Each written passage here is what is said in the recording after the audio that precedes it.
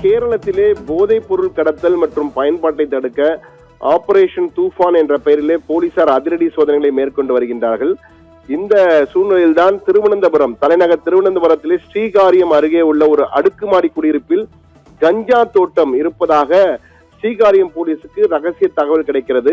இதைத் தொடர்ந்து அந்த பகுதியிலே போலீசார் ரகசிய கண்காணிப்பில் ஈடுபட்ட போது ஐடி நிறுவனத்தை சேர்ந்த ஒருவர் வசித்து வரும் அடுக்குமாடி குடியிருப்பில் கஞ்சா தோட்டம் இருப்பது உறுதி செய்யப்படுகிறது. இது போலீசார் அதிரடியாக சோதனை நடத்துகிறார்கள். அந்த காட்சிகளை தான் நாம் பார்க்கிறோம். இந்த குடியிருப்பிலே சோதனை நடத்திய போது 70 கஞ்சா செடிகள் அங்கு அடங்கிய ஒரு கஞ்சா தோட்டமே, ஒரு மினி தோட்டமே வைத்திருக்கிறார், வீட்டுக்குள்ளேயே வைத்திருக்கிறார். இது ஒரு பகுதி, இது போன்ற பல பகுதிகளை வைத்திருக்கிறார் அவர். இதையடுத்து அந்த குடியிருப்பில் வசித்து வந்த ஹரியானா மாநிலத்தை சேர்ந்த விஷால் என்பவர் கைது செய்யப்படுகிறார். அவரிடம் விசாரணை நடத்திய போதுதான் அதிரடியாக அதிர்ச்சி தகவல் வருகிறது. அதாவது இளம் வயதிலேயே கஞ்சாவுக்கு அடிமையானவராம் அவர். விலை கொடுத்து வாங்க விருப்பம் இல்லாமல் தன்னுடைய குடியிருப்பிலேயே சுய சேவைக்காக கஞ்சாவை வளர்த்து வந்திருக்கிறார். தன்னுடைய சொந்த தேவைக்காகவே இதனை அவர் வளர்த்து வந்திருக்கிறாராம்.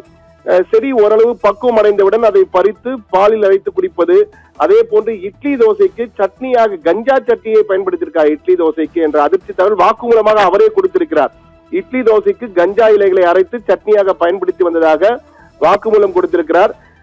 தன்னுடைய மாநிலமான ஹரியானாவில் கஞ்சா வளர்ப்பு தவறில்லை என்ற இருக்கிறதாம். எனவே கேரளத்திலும் அது போன்று கஞ்சா வளர்த்தால் தவறில்லை என்ற வகையில வீட்டிற்குள்ளேயே வளர்த்திருக்கிறார்.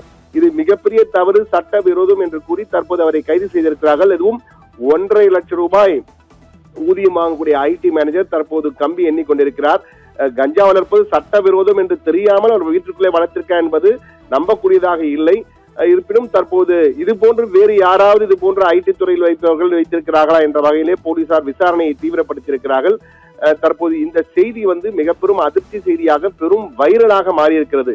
இட்லி தோசைக்கு கஞ்சா சட்னி என்பது மிகவும் அதிர்ச்சி தரக்கூடிய ஒன்று. இது முழுக்க முழுக்க சட்ட விரோதம். இது போன்ற செயல்களை யாரும் நினைத்து கூட பார்க்காதீர்கள். கம்பி எண்ண வேண்டிய சூழ்நிலை வந்துவிடும், சிறைக்கு செல்ல வேண்டிய சூழ்நிலை வந்துவிடும்.